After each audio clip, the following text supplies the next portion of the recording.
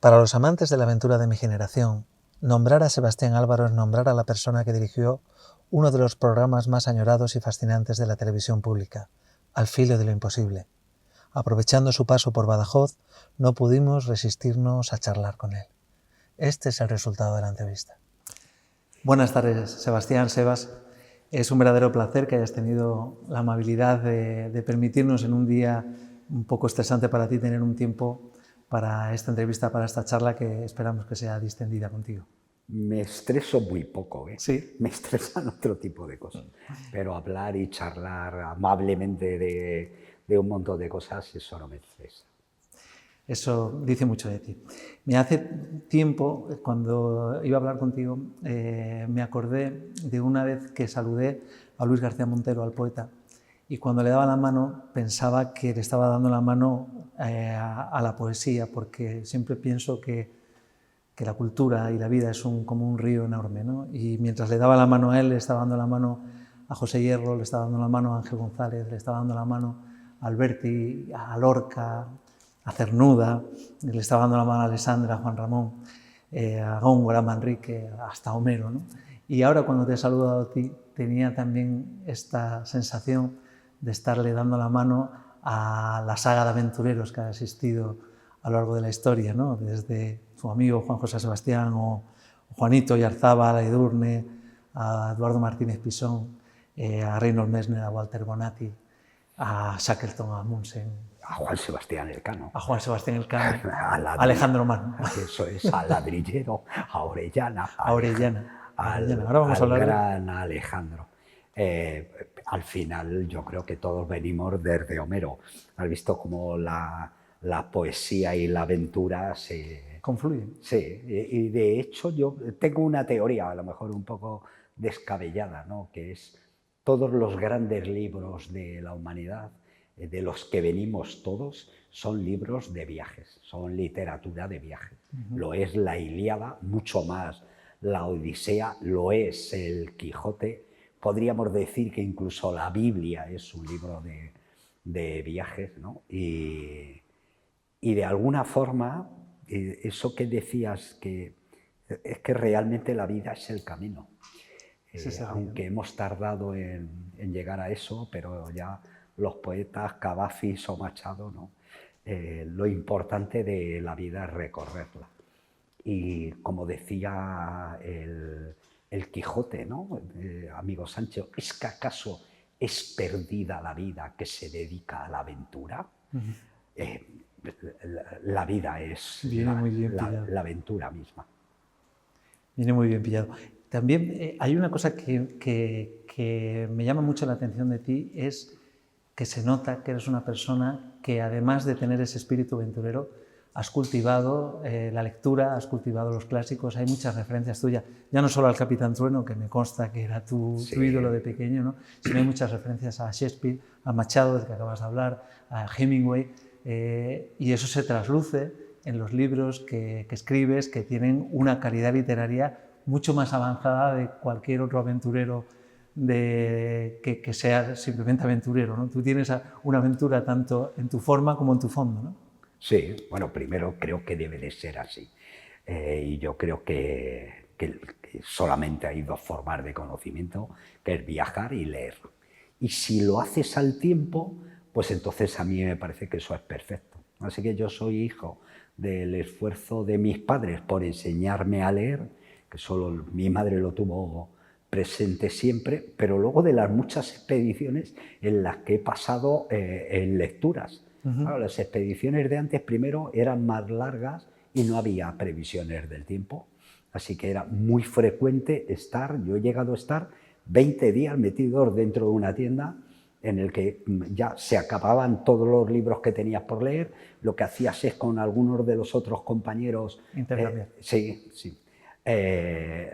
Bueno, yo recuerdo apesadumbrado como en la travesía del hielo patagónico sur que nos dimos cada uno un libro como máximo y estuvimos 7 días metidos dentro de una cueva de hielo sin poder salir, que pude leer la vida de Hermes Trismegisto, que era uno de estos esotéricos, que era un libro que llevaba Seritas de la Cruz, y yo decía, Dios mío, yo este libro no lo hubiera leído nunca si hubiera sido por voluntad propia, ¿no?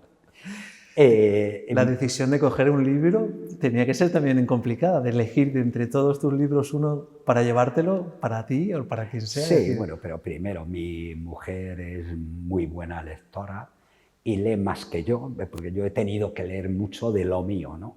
Hay siempre que, a lo mejor tengo un libro que me gustaría leer, pero de repente tengo que leer el último libro, yo qué sé, ahora mismo de Tom Crean, que ha salido en Capitán Swing y que es El héroe olvidado. Y lo debo de leer porque soy uno de los mejores especialistas de Shackleton, de las exploraciones polares. Ese es un tipo, un personaje que siempre me han contado y que tenía el libro en inglés. Digo, algún día lo tengo que leer en castellano para leerlo bien y ahora le tengo eso.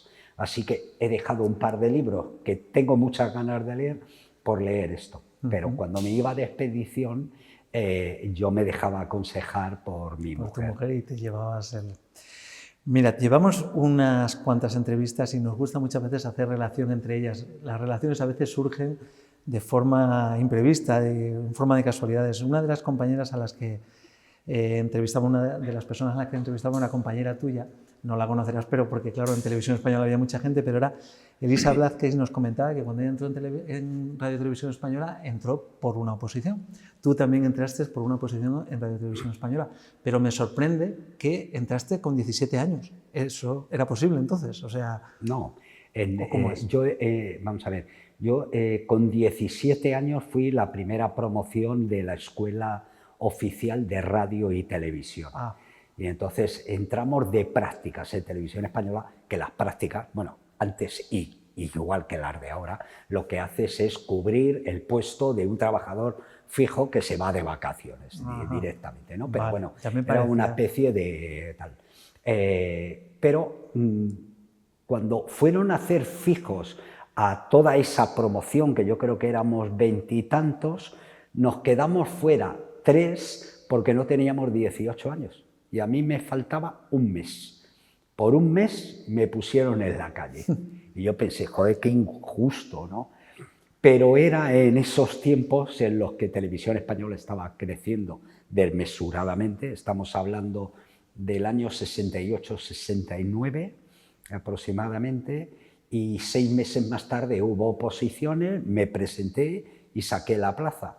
Y luego mirándolo con perspectiva dije, coño, pues bien, porque yo he accedido a una plaza oficial por concurso oposición y nunca nadie me podrá decir que he entrado por enchufe, que en aquellos tiempos era lo que se llevaba.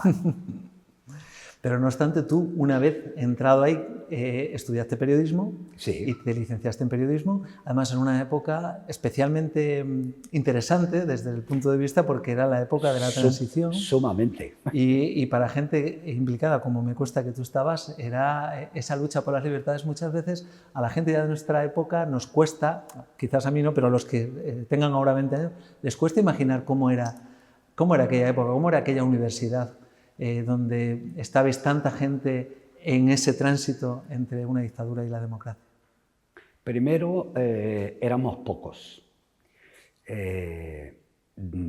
Franco murió en la cama porque los antifranquistas éramos muy pocos directamente. Y yo creo que, además, la historia, ya se han escrito muchos libros, todo el peso de la oposición contra el franquismo, en gran mayoría, es el Partido Comunista, que es aquel que todavía mantiene en la clandestinidad, por decirlo de alguna forma, las estructuras que lo hacen posible. Pero es sobre todo a partir de mediados de los 60, cuando se crean las primeras comisiones obreras y empieza a haber las primeras huelgas mineras en el norte y algunas pequeñitas cosas en Barcelona y en Madrid, sobre todo cuando empieza a haber una pequeña oposición organizada. pero vamos, yo que en aquel momento estaba metido en el meollo de la historia, yo sé que éramos muy pocos. Había muy pocos antifranquistas porque la gente tenía mucho miedo. Por aquel entonces militar en un partido como el Partido Comunista o en comisiones obreras, tú sabías que te jugabas. Te la jugabas. Algo. Te la jugabas. Y una vez dicho eso, ya era la dicta blanda, ¿no? Porque en los años 70 ya comienzos, cuando se veía que ya se mascaba, que uno empujaba por aquí, otro por allá, y las tacas que estaban se veía moviendo. y había más gente, pero cada vez que había alguna cosa, una mani grande o cosas así, veías que era muy difícil que la gente se comprometiera. Y al final, y eso que yo creo que el ejercicio de oposición a la transición fue el mejor que se ha hecho en España en muchísimo tiempo, ¿no? A través de una política de reconciliación nacional que lanza el PC y que cuando se llega a la transición en los años 70, ya hay suficiente madurez política como para entender que lo que venga después podría ser cualquier cosa menos repetir una guerra civil. Así que yo durante mucho tiempo pensé que éramos los jóvenes los que estábamos dispuestos a salir a la calle y a jugarnos el tipo porque éramos valientes. Para estar en ese momento allí había que ser valiente. Los que más habíamos ayudado.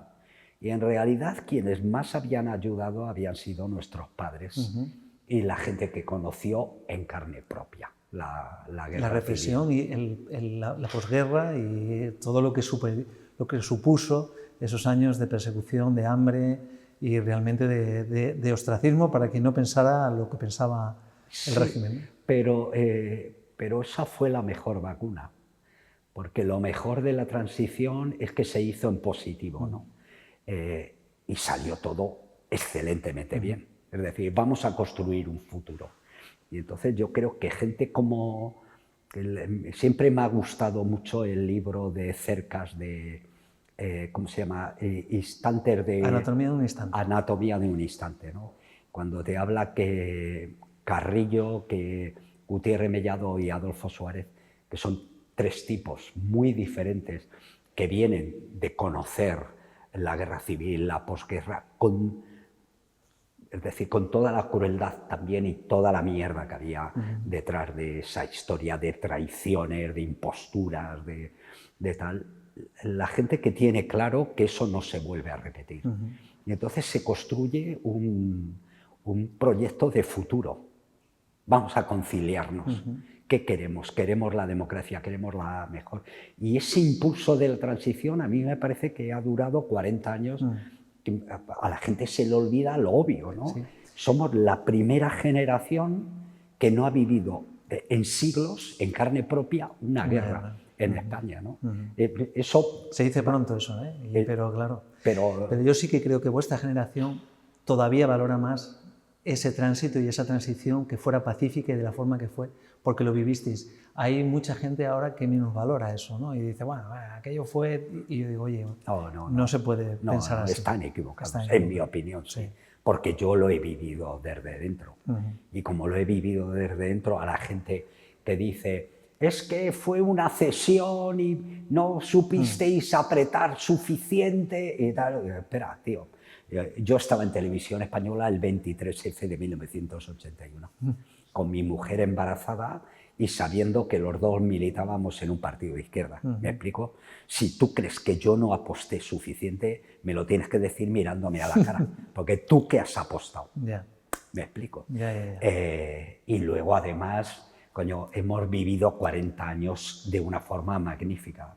A mí lo que me parece es que ese impulso se está acabando, porque las cosas no son eternas. Pero lo que hay que hacer es otro impulso de futuro, no de pasado, no de mirar para atrás, no. Pongámonos de acuerdo a dónde queremos ir de aquí a dentro de 40 años. Y de esa forma, el resto es muy fácil. Hagamos universidades para 40 años, una educación, una sanidad, un sistema de transporte, pero si estamos de acuerdo ahí en lo fundamental, el impulso no va a hacer recorrer el camino. Y luego somos un pueblo que se tiene tan poco cariño a sí mismo. Es decir, somos la única gente del mundo que se cree la leyenda negra, que es acojonante, ¿no?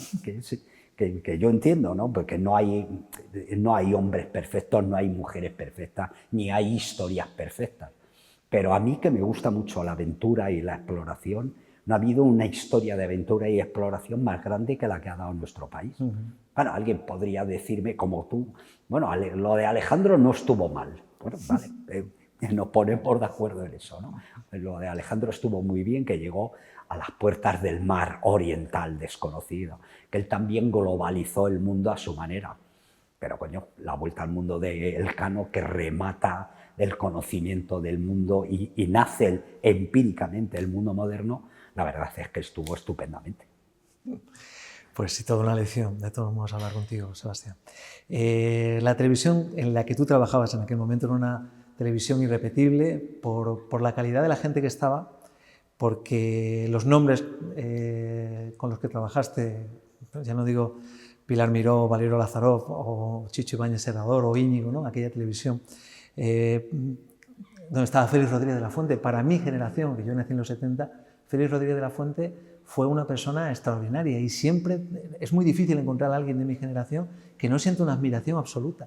Y le menciono a él específicamente, sabiendo que estoy hablando contigo, porque es como, en cierto modo, el padre también de una forma de hacer televisión, de una forma de acercarse a la naturaleza, que luego vosotros sacasteis otra vía, ¿no? Pero el padre de esa forma de verlo era él, el pionero aquí en España, ¿no?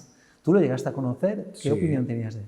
Muy buena por un lado, y luego yo sabía que era un tipo discutido a la hora del equipo y de la filmación, pero claro, es que o tienes cierta disciplina o no se hacen los trabajos. Pero no deja de ser casual que Félix muere, creo que a finales de los 80, y Alfilo nace a comienzos de los 81, ¿no? Sí, Félix muere a finales de los 70 y vosotros al principio del 81. Sí. Sí. Y yo creo que por mucho que los políticos crean todavía hoy en día que lo que vale de la tele es los minutos que te saquen en el telediario, que es completamente falso. Hay gente que cuanto más salgan en televisión y más los conozca la gente, más van a perder, no a ganar. Pero luego además los telediarios modifican muy poco las conductas. Yo creo que El hombre y la tierra y Al filo de lo imposible modificaron más el pensamiento de los españoles que el resto de las cosas de actualidad que salían en los telediarios. Totalmente. Y aquella tele fue estupenda y estaría bien en este momento reconocer, aunque seguramente entonces no lo hicimos, ¿no?, que esa tele fue posible porque hubo jefes y políticos que quisieron que lo fuera. A la gente se le olvida, por poner un ejemplo, ¿no?, que en tiempos de Pilar Miró salía un enano fumando un puro que era Felipe González. Felipe González, sí, con Gurruchaga. Sí, y en aquel momento quien estaba de presidente del gobierno era Felipe González. Sí. Es decir, el poder tenía una capacidad de asunción de crítica y de parodia que hoy en día no es posible. Y luego además en esos tiempos teníamos de directora general a Pilar Miró, que era realizadora de teatro, de cine, es decir, que había un montón de gente que conocía el medio.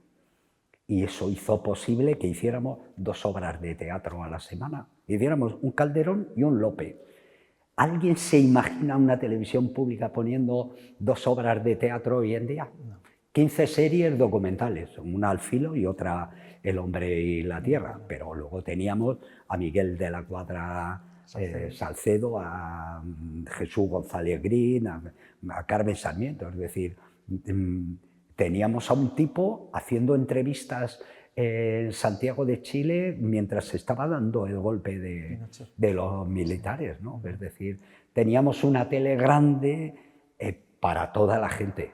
en el que los programas de Al Filo lo veían 14 millones de personas, claro. Vamos. Y yo es que creo que además que no era solamente, como tú estás diciendo, los grandes presentadores, sino que estaba rodeado de grandes producciones, de grandes guionistas, de grandes diseñadores de vestuario, de escenógrafos. Eso es. Sí, Yo te leí una entrevista que tenías un jefe que te había dicho que habías puesto un adjetivo que no era el adecuado, ¿no? Porque era un galicismo. Sí, que había puesto una palabra que era desapercibido. Eso es. Y me dijo que era mucho mejor haber puesto inadvertido. Sí. Es decir, teníamos, claro, eso explica el resto.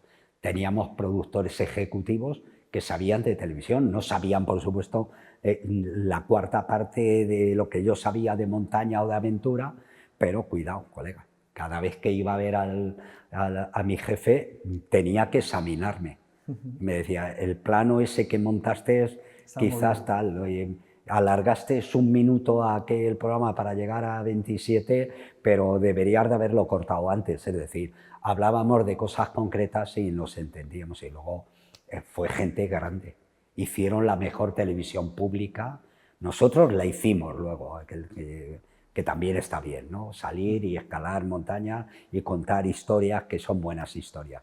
Pero yo tenía que rendir cuentas a un productor ejecutivo que probablemente ahora no le llegan a la altura de la suela de los zapatos. A veces, bueno, el destino es a veces caprichoso y eso es una cosa bonita de la vida, ¿no? El azar, ¿no?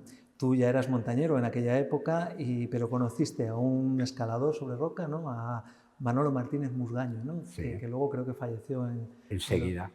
Y él te propone hacer un documental de escalada, que es el que hiciste de Nueva Dimensión, el que fue premiado en el Festival de Cine de Montaña de San Sebastián, que era un gran premio, y eso es lo que ya te permite, al poco tiempo, de que te embarques en una expedición al Karakorum o al Himalaya, no recuerdo si ibas al Karakorum, ¿no? Y empiezas a hacer realmente el prototipo de lo que iba a ser Al Filo de lo Imposible, que es lo que tú ya imaginas y te planteas en aquel momento. Sí, y es así, tal cual lo has dicho, pero fue fruto del azar. Porque fueron 6 meses, yo creo que el premio de San Sebastián es de 1980, debía ser pues, un poco el último trimestre del 80, el 23 de febrero del 81 es el intento de golpe de Estado, ¿no? Y yo me voy al Karakorum, debía ser mayo, junio del 81. Es decir, en 6 meses mi vida cambia como cuando le das la vuelta a un calcetín, ¿no? Exactamente igual. Pero hay un momento que se te enciende la bombilla y dices, ¿y si pudiéramos hacer algo así? ¿Y si nos pudiéramos? Porque, ostras, es que en aquel momento, en 1980, la alta montaña, el montañismo, no era una cosa trivial todavía. Ya se estaban empezando a hacer expediciones fuertes, ya se estaban empezando a hacer gestas como la que hacía Reynolds Messner, ¿no? No, pero está todo muy en mantillas, de hecho... Todo muy en mantillas, por eso me refiero que esa idea tuya en aquel momento no deja de ser muy avanzada, ¿no? Bueno, pero es una idea. Lo acojonante es hacer la realidad. Sí. Eso es lo que es sorprendente, es que se pudiera hacer. Pero primero, yo... Joder, está mal que yo lo diga, pero creo que siempre he tenido buena cabeza. Y yo hacía montaña, ya habíamos estado en los Alpes, yo enseguida me di cuenta, y luego por la tele y por lo que leía, que hacer documentales de montañas no lo iba a inventar yo. Ya estaba inventado y había una gran tradición. Y yo además, estudiando documentales clásicos para la tele, había estudiado al ruso Ziga Vertov, que tenía una idea de cómo había que hacer un documental de guerra, que siempre lo he recordado y que yo utilicé, ¿no? Que es, yo voy a la trinchera y me voy al lado del tío que dispara. Y si él sale de la trinchera, mi cámara sale con él de la trinchera, y cuando se tira al suelo y recta o se mete otra vez en la trinchera, mi cámara estará allí. Y yo pensé, coño, esto es lo que hay que hacer en la montaña. La idea está bien, pero luego hay que hacerla, ¿no? Y lo que fue sorprendente fue que primero, que a mí me hicieran la propuesta, oye, ¿por qué no te vienes al Himalaya? Que es la primera cosa. Pues, parecía una invitación, pero la invitación no era tú te vienes al Himalaya, que yo te invito. No, no. Te quieres venir y tú tienes que sacar la pasta tuya y la de la expedición. ¿Me explico? Porque eso ya era otra cosa. Es otra cosa. Y entonces yo lo primero que hice fue ir a mi jefe, que no me dejó salir. Yo, claro, yo era un trabajador fijo de un puesto de informativos. Y entonces me fui al jefe que estaba por encima de mi jefe. Y me dijo, ¡buah! Era Pedro Erquicia. Ahora creo que se puede contar. Me dijo, bueno, mira, lo mejor es que pidas una excedencia, te vayas a filmar y luego ya lo montamos nosotros. Y yo pensé, coño, lo que te estoy diciendo es que yo trabajo para televisión. Es decir, por lo menos que yo vaya cubierto y luego lo monto yo, porque yo me he inventado esta historia. Así que eso para mí fue un bajón, pero justo el mismo día fui al área de programas especiales que llevaba Balbín, el que le llamábamos a ese área que estaba creciendo, le llamábamos el Balbinato. El de la clave, ¿no? Balbín. Balbín, el de la clave, el que claro, la clave, sí, sí, sí. Y entonces, él no estaba, pero estaba Enrique Vázquez. Se lo conté y me dijo, pues me parece buena idea. ¿Y qué necesitas? Pues necesito una cámara, algo para hacer sonido y tal, y que esté 2 meses en el Himalaya. Y dijo, pues vale. Y en ese momento me dio la autorización. Eso hoy en día en la tele sería imposible. Es tal el trámite burocrático que hay que hacer para eso que hoy no lo hubiera conseguido. Pero entonces sí. Y entonces, de repente me vi, bueno, ya tengo la cámara y tal, a todo esto mi mujer embarazada. Es decir, yo, que ya era periodista, estaba trabajando en informativos como técnico, pero yo terminaría en la redacción presentando un telediario o haciendo reportajes de actualidad, ¿no? Y de repente, tenía poco sentido irte de casa, ¿no? 3 meses a un sitio que a lo mejor palmabas, ¿no? Y sin embargo, entonces me pareció lo más normal. Y luego, y por último, ¿y cómo fue posible?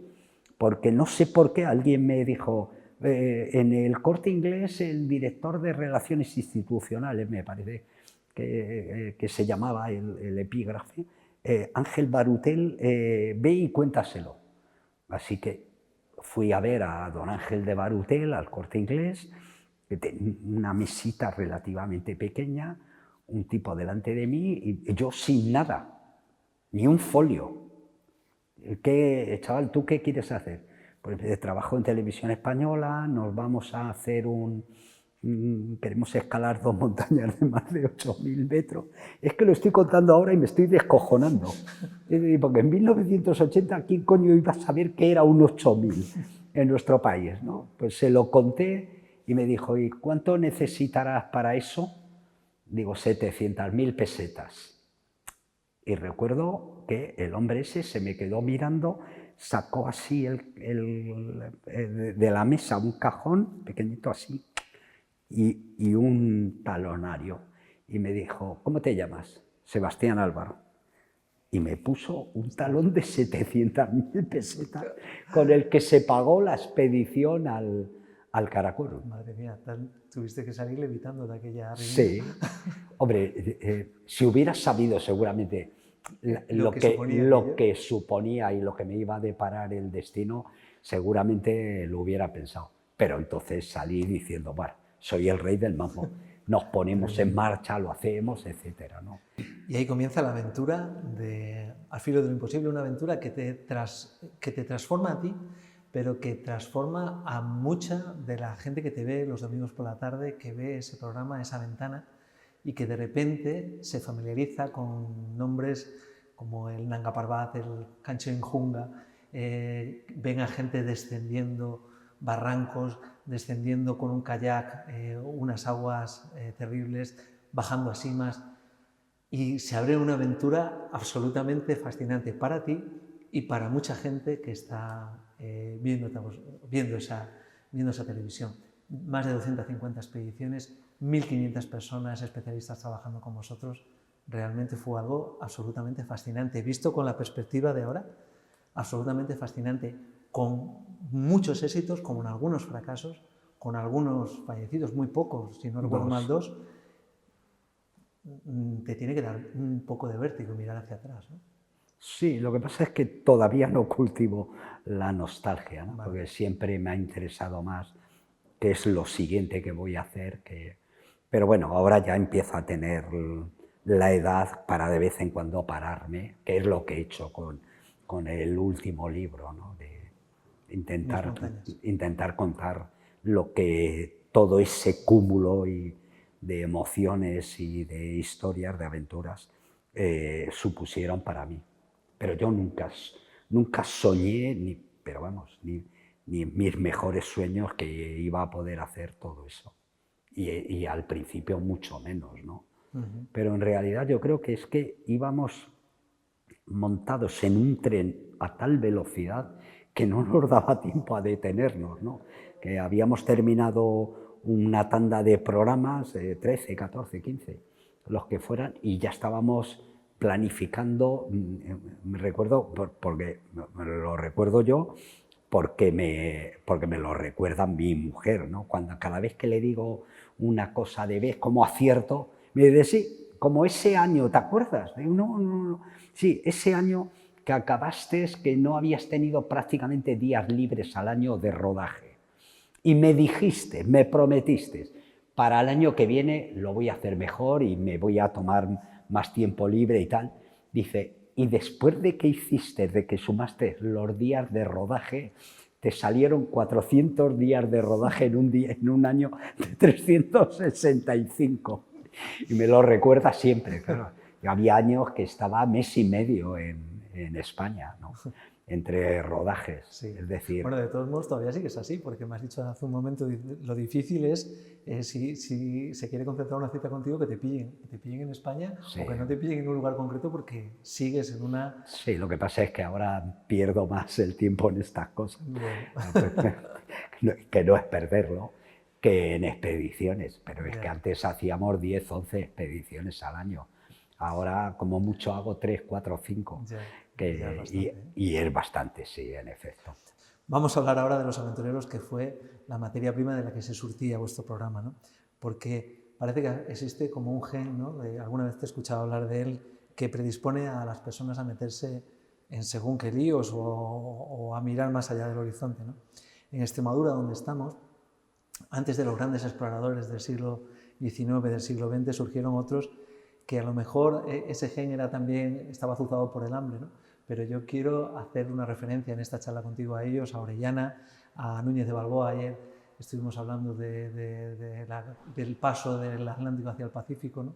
Núñez de Balboa, que fue el primero que descubrió el Mar del Sur. Hernán Cortés, Pizarro. ¿Qué sensación tienes tú de aquellos viejos exploradores o aquellos antiguos exploradores? Bueno, primero que fueron exploradores que cambiaron el mundo. Yo ya sé que la palabra descubrimiento y conquista... tiene sus connotaciones, ¿no? Sí, pero el mundo no es mundo si no se plasma en un mapa y surge el conocimiento moderno, ¿no? Por decirlo así. Pues yo recuerdo que hay gente, por ejemplo, Orellana, ¿no? que es el primero que une el Pacífico con el Atlántico por la parte más ancha del continente y baja todo el Amazonas, que es el gran río de la Tierra, ¿no? Es fascinante, ese tránsito es fascinante. Sí, solo esa aventura, bueno, pues yo ya sé que cada vez que hablo de eso, pero el Amazonas ya los nativos que sabían, sí, claro, sí, pero tuvo que llegar alguien para darle connotaciones científicas para decir el Amazonas está aquí, tiene tantos kilómetros y tal, y se termina haciendo unos mapas. Para dibujar las zonas blancas del mapa y ponerle un contexto. Sorprendentemente, primero, sorprende porque en realidad me parece que fueron 25.000 personas aproximadamente las que participan en todo ese primer proceso, cambian el mundo. y las costas americanas inmediatamente, en muy poco tiempo, están dibujadas en los mapas. Luego el interior se tarda más. Pero por dar una idea, ¿no? Probablemente la aventura, desde luego la aventura naval más trascendental de todos los tiempos es la vuelta al mundo de Elcano, ¿no? Los mapas que traen y el conocimiento que traen, de eso ahora en la última exposición que hubo en Madrid, ese mapa, que no está además en España, que está en Holanda o tal, un año después de la expedición, España lo pone en conocimiento de todo el mundo. Es decir, el mundo moderno empíricamente, aunque ya un griego supiera que Eratóstenes supiera que la Tierra es redonda muchos siglos antes, pero hasta que no llega Elcano y Magallanes y le dan la vuelta al mundo y de repente se descubren las dimensiones reales del mundo en el que vivimos. Pero se descubren más cosas, que los océanos, que hasta entonces han sido muros infranqueables, lo que van a ser ahora son las autopistas de comunicación. Y se descubre que todos los mares están unidos, con lo cual el comercio se hace mundial y marítimo. Y por consecuencia los imperios se hacen marítimos también. Y el mundo se globaliza, se pone en contacto culturas, mercancías, religiones, armas de guerra, ya está. Se comparte, se globaliza. Eso es. Y ese es el mundo moderno. Y eso lo hicieron muy poca gente española, con muy pocos medios de conocimiento. Y sin embargo sorprende los buenos navegantes. Eran muchos de ellos analfabetos, pero que sin embargo dominaban los secretos del mar con unos barcos que a nosotros nos parecían que eran cascarones de nuez, pero que eran la tecnología punta de su tiempo, ¿no? Aquellas galeones, aquellas carabelas eran los portaaviones nucleares del siglo XVI, ¿no? Hay un poema de Borges, ¿no? Que hablaba, no me lo sé muy bien, que hablaba se llamaba El Conquistador, ¿no? Que acababa diciendo, ¿no?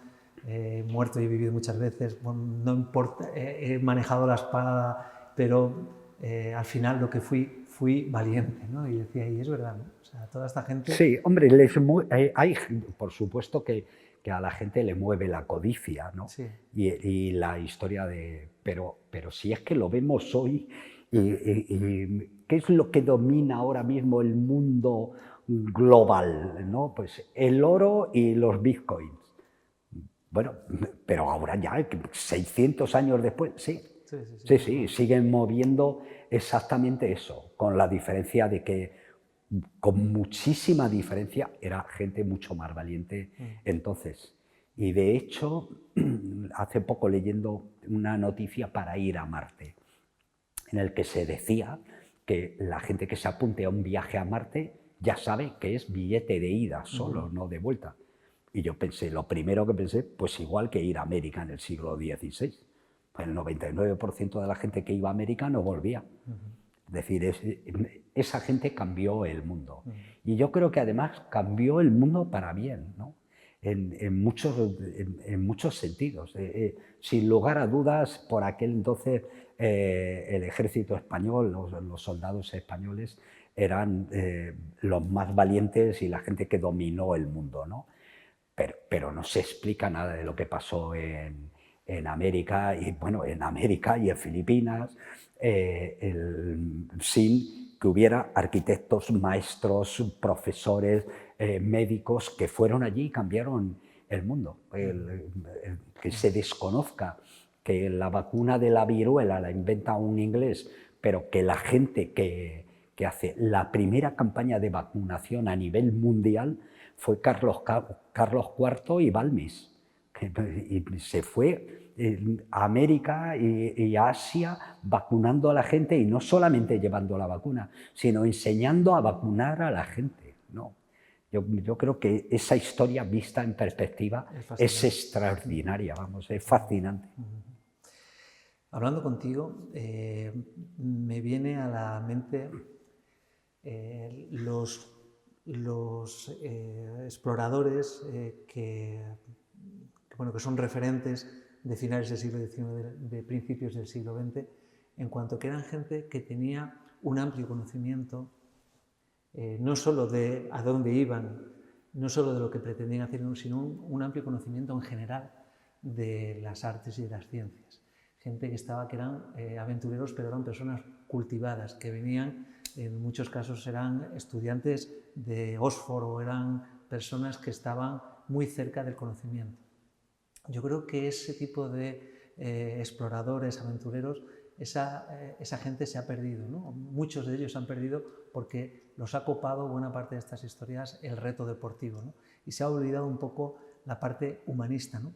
A mí me gustaría hablar un poco de ese tipo de personas porque ya no es fácil de encontrar, ¿no? De esos conquistadores de lo inútil que hablaba Lionel Terray, ¿no? Estoy hablando de Shackleton, que tú me hablas, que es una persona que es fascinante, ¿no? De Amundsen, de Mallory, que me parece también otro ejemplo de gente cultivada, de gente que tenía sus estudios, su anhelo. No iban por cualquier cosa, sino que iban porque mostraban un interés humanístico en hacer ese tipo de retos. Sí, van montados en el caballo del romanticismo y probablemente lo que nos ha pasado es que el romanticismo, iba a decir, ha muerto, esperemos que no, ¿no? El romanticismo nos proporciona una mirada diferente sobre el mundo y sobre nosotros mismos. Entonces, esa mirada sobre el paisaje cambia tanto que modifica precisamente la sustancia, la propia esencia del ser humano. Es el tiempo, además, en el que fundamentalmente dos potencias, que son Rusia y el Reino Unido, Gran Bretaña, los británicos, los que están pugnando además por una parte del mundo que es Asia. Todavía en buena medida América está bajo el influjo de lo hispano, pero toda Asia, toda Siberia se extiende y la mejor prueba de ello es que el gran juego se inicia porque en 100 años el Imperio ruso y el Imperio británico pasan de estar a 3.000 kilómetros de distancia a estar a 30 kilómetros. Y entonces los británicos lo que piensan es que la guerra mundial va a venir por un choque entre Rusia y Gran Bretaña, ¿no? Luego, paradójicamente, por muy poco no se inicia esa guerra y poco tiempo después, en la Primera Guerra Mundial, británicos y rusos van a ir unidos contra el Imperio Austrohúngaro, ¿no? Pero la gente queda, los hombres que salen de esa época son excepcionales. Los rusos mucho menos conocidos de nosotros, pero cualquiera que esté interesado... No recuerdo el nombre, pero había un explorador ruso que buena parte del Tíbet lo descubrió él, ¿no? O sea, o paseó él por ahí. Nikolai Przeleslawski. Eso es. Que tiene una pequeña estatua ahí en San Petersburgo y que va a ser uno de los grandes exploradores de Asia Central. Los británicos son más conocidos, pero además es esa época en la que el romanticismo hace que es el inicio de las luchas de emancipación en el mundo, el inicio de acabar con la esclavitud, como Livingstone, ¿no? Y también el terminar de rellenar los mapas, los espacios en blanco. Y entonces los espacios en blanco son el principal atractivo. Y es también, y en definitiva, la historia por la conquista de los extremos del planeta, que es el Polo Norte, el Polo Sur y las cordilleras del Himalaya y del Karakorum. Ahí está la lucha, en este caso del Reino Unido, por conquistar alguno de estos polos. No se consigue porque el capitán Scott se encuentra, hay una foto además terrible, ¿no? Cuando llegan allí y está la bandera de los noruegos. Amundsen, y esa foto terrible de la desesperación, ¿no? De haber llegado. Y entonces ponen el foco en el tercer polo, ¿no? En el Everest, ¿no? Y ahí se produce una gesta que también a mí me parece fascinante, ¿no? Me parece fascinante porque eran personas que se enfrentaban a un reto absolutamente homérico, volvemos a ello, sin saber qué podría pasar, cómo se podía llegar al Everest, una cumbre con 8.848 metros, cuando hasta ese momento nadie había superado los 7.000, 7.500 metros. La gesta de Mallory durante esas 3 expediciones que intentan hacer, me parece fascinante, ¿no? De llegar allí y enfrentarse muchas veces a atravesar el Tíbet disfrazados, ¿no? Para ser capaces de aproximarse allí, encontrar una vía de acceso y lanzarse allí, ¿no? Con unas vestimentas que eran lana, que eran unas botas claveteadas, que no había crampones. De verdad me parece fascinante, ¿no? Es una época absolutamente... Es que es fascinante. Es fascinante. Es que ya no quedan aventuras así. Claro. ¿No? En el que sin que hubiera ese teléfono o esa predicción que te diga, pues no va a nevar. No, pero y además, si tienes alguna duda, entras en Google Earth y ya está, ¿no? No, es absolutamente fascinante saber que cada paso que das adelante, igual que en ese sentido es igual que los exploradores españoles en América, que cada paso que das adelante es terreno desconocido y que lo único conocido es lo que acabas de caminar cuando te das la vuelta. Y entonces así se internan en el tercer polo, que es como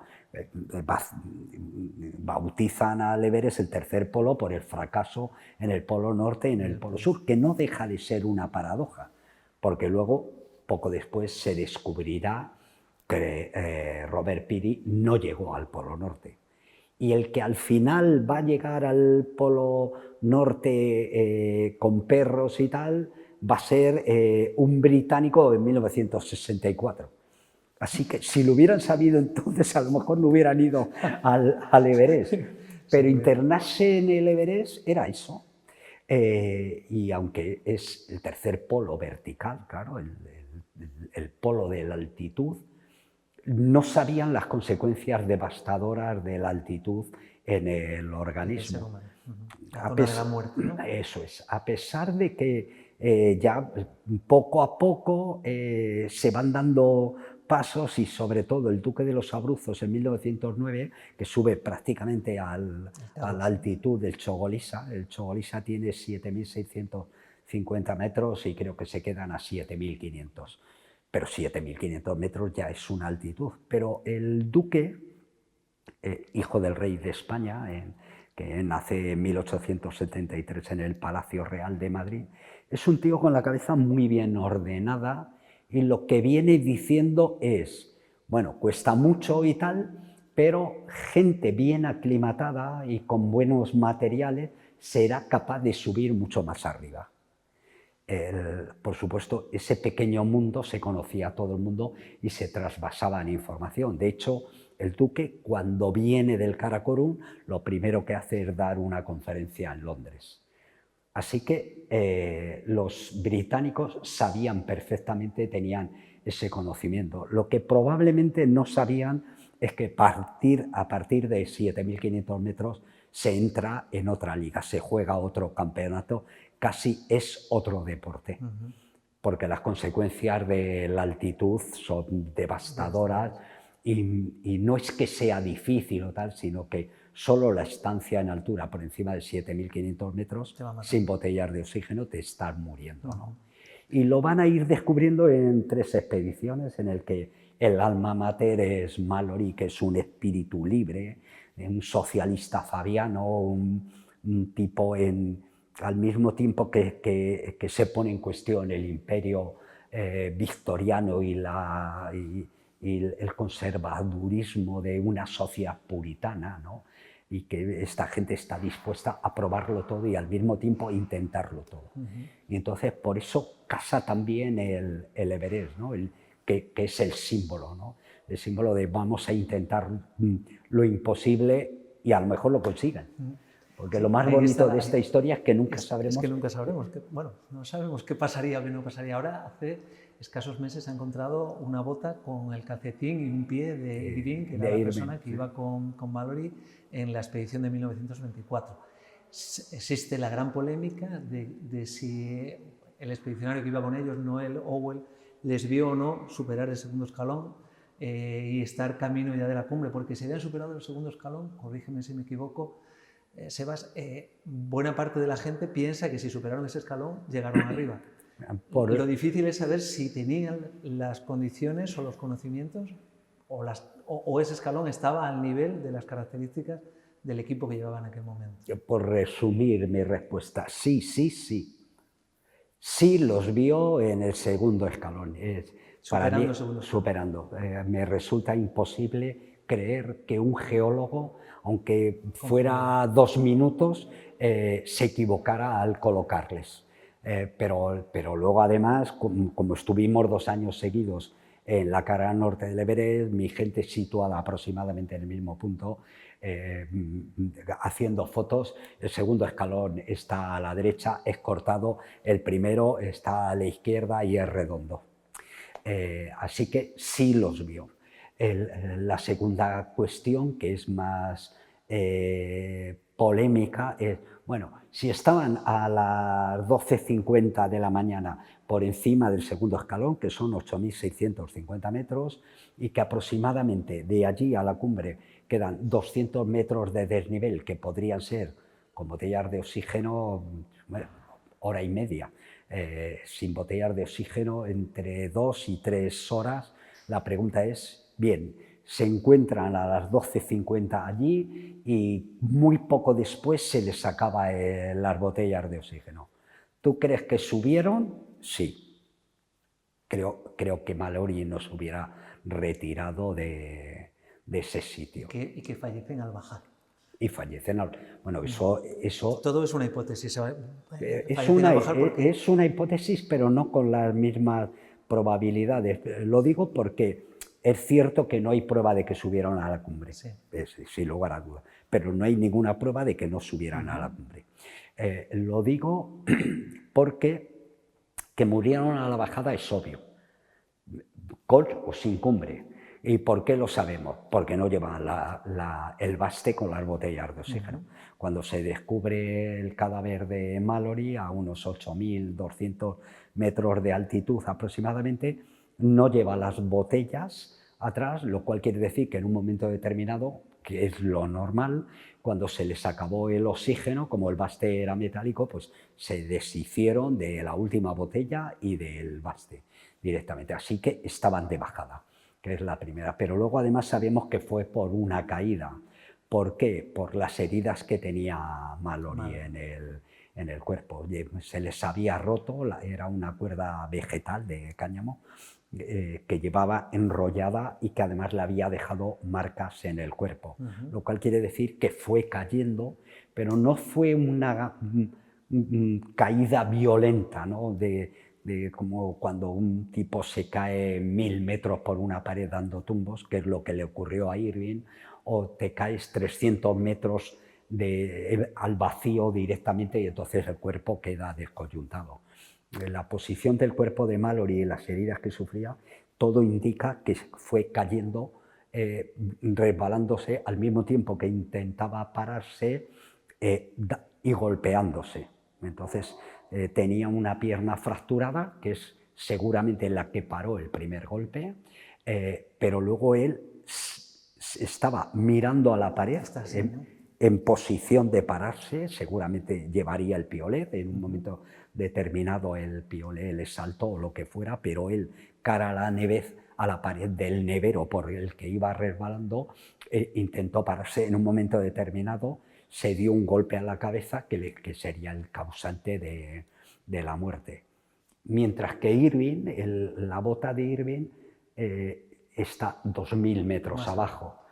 Todo parece, esto ya es más deductivo, ¿no? Pero todo parece indicar que en esa caída, cuando se rompe la cuerda, Irving, que es el que pesa más de los dos, continúa su viaje al vacío y por eso el cadáver de Irving, el de Mallory, aparece a 8.200, mientras que el de Irving ha debido aparecer a unos 6.000 metros de abajo del rombo. Bueno, en todos estos años de experiencia de tantas expediciones, como decíamos antes, tienes recuerdos positivos, recuerdos negativos.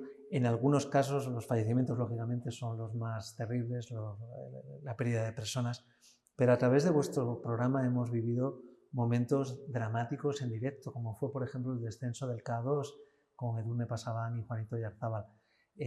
Para ti, que eras el responsable de buena parte de esas expediciones, el ser capaz de coordinar todo esto tenía que ser tenía que darte muchas veces una sensación de impotencia muy grande, ¿no? Sí, de responsabilidad sobre todo, pero la mayoría de esos problemas se arreglan planificando y trabajando mucho. Claro. Es que antes de irte de expedición tienes que tener un montón de problemas resueltos de entrada, ¿no? Y las expediciones estaban basadas en conocimiento, en planificación previa, en la elección de un equipo determinado. Es que al final, cuando en el mundo había 7 alpinistas que habían escalado las 14 montañas de más de 8.000 metros, 4 de ellos, 4 de 7, habían pasado por Alfilo. Quiero decir que no es que éramos el Real Madrid o el Barça con las mejores figuras, porque nosotros hemos trabajado mejor la cantera. Y entonces lo que hizo Alfilo fue trabajar una cantera estupenda de gente. En nuestro país pasa de 1980 al 2000 aproximadamente, que España en 1964 se acaban de escalar los 14 8000 y España no ha hecho ninguna expedición al Himalaya. Y de repente en el año 2001 pues hay el número de gente españoles que han hecho cumbres de más de 8000 metros somos mayoritarios. Y es que cuando una mujer acaba de escalar los 14 8000 pues es de Alfilo, es Edurne, ¿no? Es decir, que trabajamos mucho la cantera, hicimos la mejor generación de aventureros modernos de España. También tenías que lidiar con la convivencia, que no siempre sería fácil porque había caracteres que a veces eran complicados, ¿no?, en muchas de estas expediciones. Pero también en la montaña se generaban momentos de solidaridad en el más amplio sentido de la palabra, cuando la solidaridad puede provocar tu propia muerte, ¿no? Por ejemplo, cuando murió Iñaki Ochoa, ¿no?, en el Annapurna, ¿no?, estuvo, que no era una expedición vuestra, ¿no?, pero estuvo durante 4 días por encima de los 8000 metros y estaba con otro montañero, no recuerdo si era rumano o búlgaro, que no se bajaba y quería estar con él simplemente, bueno, que eso es un ejemplo más de las muchas circunstancias de solidaridad que suceden en la montaña, en esos momentos en donde la vida está en ese filo de irse o no irse. Sí. Pues mira, a ese rumano, Oria Kolibasuri, me parece, o Kolisubari, o una cosa así, cuando en el año 2021, cuando la pandemia Sí.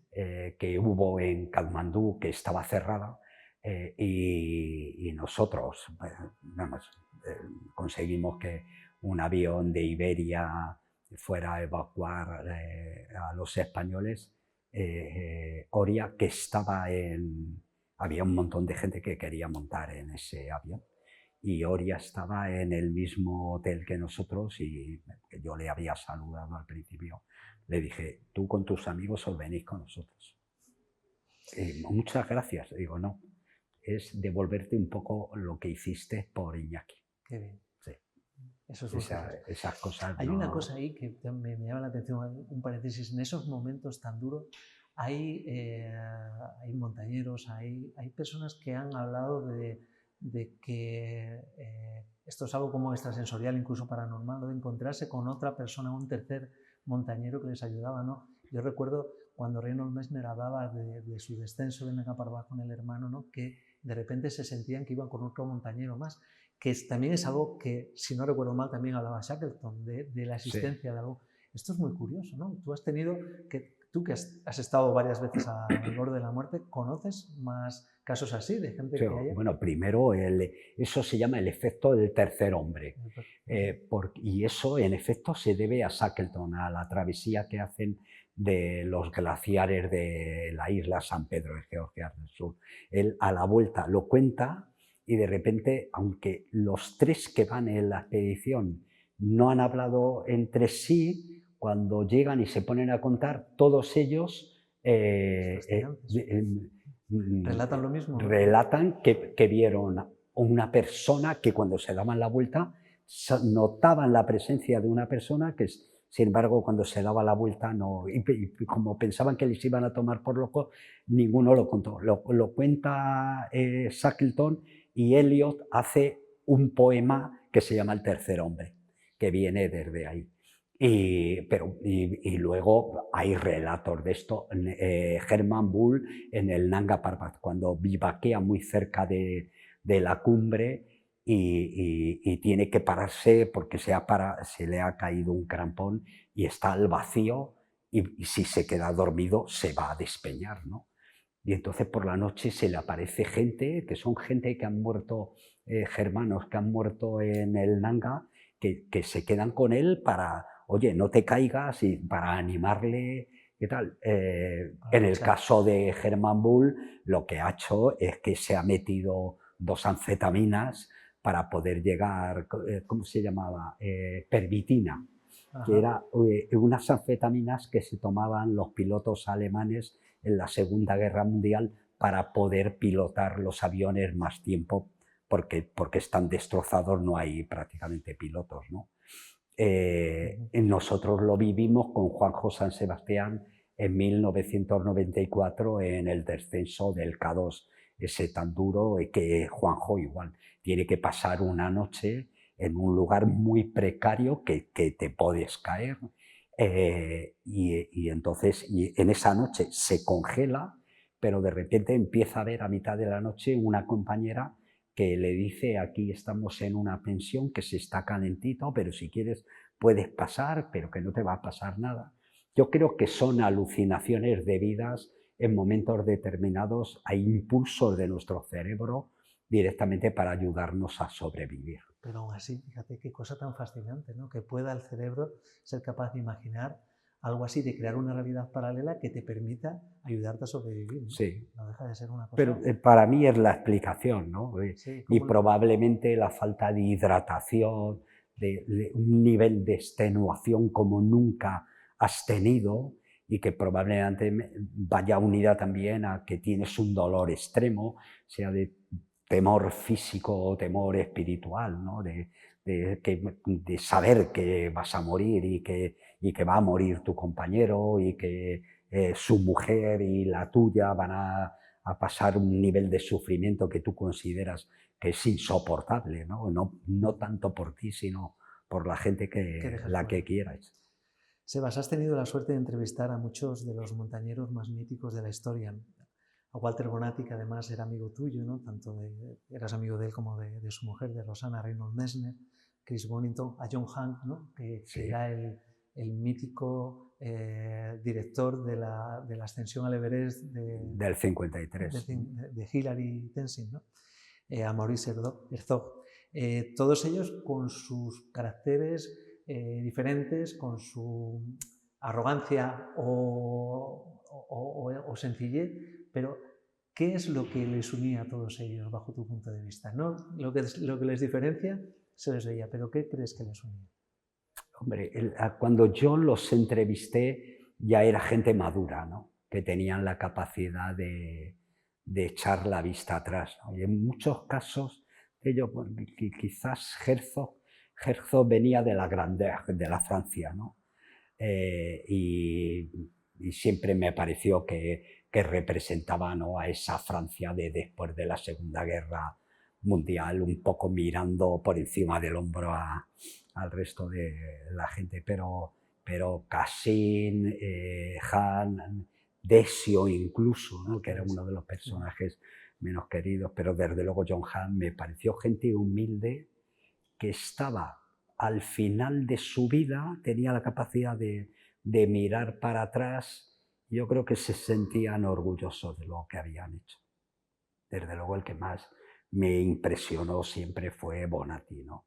Que Bonatti me parece que ha sido el más grande alpinista y el tipo con mayor capacidad de mirar la montaña en su conjunto, a la montaña y al interior del alpinista, ¿no? Que él fue, ¿no? Él fue, y de alguna forma no he conocido a nadie como Bonatti que uniera la ética y la estética, que es puro romanticismo. Totalmente. Directamente, y que hoy se ha perdido. Hoy da igual lo que hagas, si la montaña es bonita o es fea o tal, lo importante es que te marques el folio de que has hecho un récord, que es el postureo ahora de llegar a la cumbre del Everest o cualquier tontuna de la que se hacen. Se ha terminado banalizando. ¿Eh? Que hay gestas de esta que se han acabado banalizando a base de jugar con la frivolidad, ¿no? Se Como es la subida al se Everest. está vendiendo el paquete de sube al Everest en 7 días. Ya, lo he visto el otro día. Digo, yo creí que faltaba eso, pues ya está. Fíjate, cuando estabas hablando de eso, tenía yo escrito una cosa de Bonatti, a mí me parece también una persona fascinante, ¿no? Y eso que empezó marcado por la polémica, ¿no? De cuando ascendió al Everest con solo 24 años, que es la edad que tiene mi hijo, me sorprende. Pero fíjate lo que decía, soy un hombre de otro tiempo y prefiero estar en mis tiempos. Antes se medía el alpinista por su capacidad de sufrimiento, su tenacidad a acometer el riesgo. Si tú conseguías pasar, te habías superado a ti mismo. Y si no volvías, tenías la humildad de decir, no he pasado. Ahora ya no existe eso, solo el triunfo falso y la gloria que no valen nada. Y al final, ¿qué has conquistado? Has subido una roca, pero no has conquistado tus límites. No has conquistado nada, no has superado lo imposible. Lo imposible. Ni sientes la fascinación por la superación. Sí, esa pregunta se la hice yo, me la sé de memoria. Fíjate. Sí. Y también recuerdo otra que le hacías también a Reynolds Messner, ¿no? Que lo que te respondía era que la clave estaba en la exposición, ¿no? En el nivel de exposición. El grado de exposición. Claro. Sí. ¿Tú cómo ves o cómo valoras? Yo no quiero entrar en polémicas porque para mí me parece también una persona pues digna de toda mención. Por ejemplo, el reto que hizo Kilian Jornet este verano en los Alpes, que ascendió buena parte de las cumbres, no quiero decir todas, ¿no? Pero ¿qué sensación tienes con eso? Vamos a ver, primero por diferenciar. Aquel Messner, lo digo porque ha variado mucho a las últimas cosas y a las últimas entrevistas que he oído a Reynolds Messner, ¿no? Me parece que es así. Es lo que da el auténtico valor de una aventura, de una escalada en este caso, pero yo lo trasladaría a cualquier aventura, es el grado de exposición, el grado de compromiso. No el ir más rápido, no el hacer un paso de escalada más difícil, pues a mí me parece evidente. Y desde luego es la figura que mejor representa el alpinismo clásico es Bonatti, sin ningún género de dudas. Y eso que se retiró, llegó un momento en el que... Con 35 años. Y lo que pasa es que lo que luego hace de reportero vale tanto o más, ¿no? Que tiene, pero valga dos pinceladas, ¿no? La ascensión que hace en 1957 al Gasherbrum 4, una montaña de 7.925 metros, esa vía no ha vuelto a ser repetida. Y ya han pasado no sé cuántos años, casi 70 años de eso. Y luego la vía que intuye en el Cerro Torre, lo que pasa es que no tienen herramientas suficientes para poder subir por ahí, es la vía clásica ahora mismo del Cerro Torre, ¿no? Imaginar, y para mí el Gasherbrum 4 y el Cerro Torre son las montañas más bonitas del mundo. Es decir, primero hay que tener esa visión, que es una visión de artista, como el que pinta un cuadro, yo qué sé, o hace una sinfonía, para decidir, quiero que mi obra de arte la hago aquí. Y luego tener el coraje de hacerlo. Es decir, de escalar la montaña más difícil a casi 8.000 metros con tu compañero atado con una cuerda, todavía en 1957, aunque ya se ha dado un salto cualitativo después de la Segunda Guerra Mundial, pero ni los crampones ni la ropa que llevaban era la que llevamos hoy en día, ¿no? Y luego a Kilian Jornet le respeto, me parece que es un atleta sobre todo, y lo que ha hecho este verano en los Alpes es de ser un gran alpinista.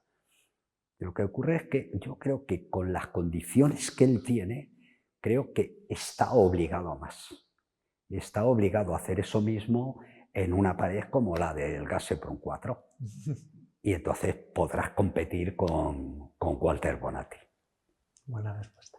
Ya finalizamos, Sebas, cuando hicieron el ERE en Radio Televisión Española, a toda la gente que tenía más de 50 o 52 años se fueron a la calle. A ti eso te perjudicó en cuanto que has tenido un poco imposibilitado la posibilidad, valga la redundancia, de volver a hacer cine documental al nivel que hacías antes. Ahora ya se finaliza esa según tengo entendido, finaliza esa prohibición, te puedes volver a embarcar en algún proyecto. ¿Qué estás pensando, qué tienes en cabeza, qué tienes en tu mente? Es que es muy difícil, porque me resulta imposible hacer algo más de lo que estoy haciendo y mejor. Y estoy en un momento de plenitud y de madurez y quiero seguir haciendo lo que estoy haciendo. Y por otro lado, me he desenganchado de algunas de esas cosas. Mi hijo está haciendo ahora, yo creo que un buen documental sobre Juanito. Hicimos un documental precioso sobre Karim, el porteador del Karakorum, pero hoy en día te maltratan en las televisiones y en las plataformas si lo que haces es documental. Si haces ficción y tal, pues a lo mejor te va bien, pero por un documental ni cubres gastos. Y yo ya no tengo edad de regalar mi trabajo a la gente. Así que sigo haciendo expediciones y sigo filmando y tengo casi 1,5 millones o 2 millones de fotografías y todos los años me permito el lujo de estar 40 o 50 días perdidos en un valle inexplorado del Himalaya o del Karakorum, sin teléfono, sin internet, sin prensa, sin radio y televisión, y eso realmente me cura la mayoría de los problemas que me da esta sociedad, que como decía Luis de Saboya, estoy harto de la hipocresía de los hombres civilizados. El Duque de los Abruzos, que también es otro referente tuyo. Sí, siempre lo ha sido. Pues Sebas, muchísimas gracias, ha sido un placer haber compartido contigo esta tarde y una verdadera enseñanza escucharte. Un placer para mí y muchas gracias a vosotros.